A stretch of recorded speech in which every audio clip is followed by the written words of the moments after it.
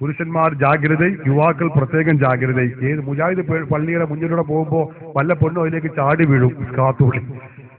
അപ്പോൾ ഒരു സ്വാഭാവിക സംശയം എന്താ, ബൈക്കിന്റെ പിന്നിലിരുന്നാൽ ബാലൻസ് ക്ലിയർ ആണെങ്കിൽ നമുക്കറിയാം, പുരുഷന്മാരായ നമുക്കാണ് ഈ സുഖാണ്, ഒരു കാലം അങ്ങോട്ടും ഒരു കാലം ഇങ്ങോട്ടും ഇട്ടിരുന്നാൽ സംഗതി ക്ലിയർ ആയി കിട്ടും അല്ലേ. അപ്പൊ സുഖമായിട്ട് ബാലൻസ്. പെണ്ണുങ്ങൾക്ക് അത്ര തന്നെ ഇരിക്കാൻ സുഖം കിട്ടൂലല്ലോ, നമ്മളെ മാതിരി പുരുഷന്മാരെ മാതിരി ഇരിക്കാൻ കഴിയുമല്ലോ. അപ്പോ അവരെന്ത് ചെയ്യേണ്ടി വരും, രണ്ട് കാലും മുന്നിൽ കിട്ടിട്ടാ ഓരിരിക്കേണ്ടി വരിക.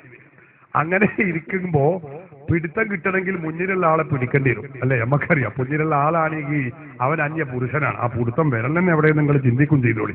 ഏതാവട്ടെ, അങ്ങനെയാണ് ബൈക്കിന്റെ പിന്നിലെ പിടുത്തം വരിക.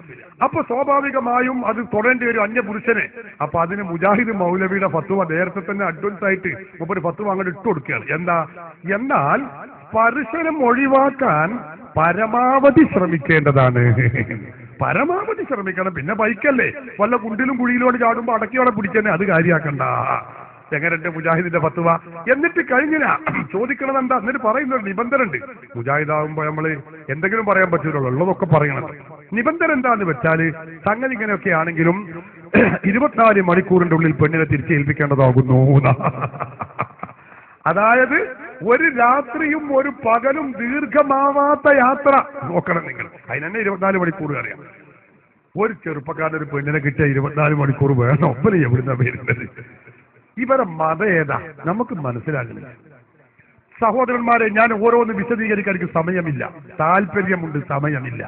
നിങ്ങൾ നോക്ക്, പൂർവീകർ പഠിപ്പിച്ച ഇസ്ലാമിക ആശയങ്ങളെ ഓരോന്നോരോന്ന് വെട്ടിമുറിച്ചു കൊണ്ടിരിക്കുകയാണ്.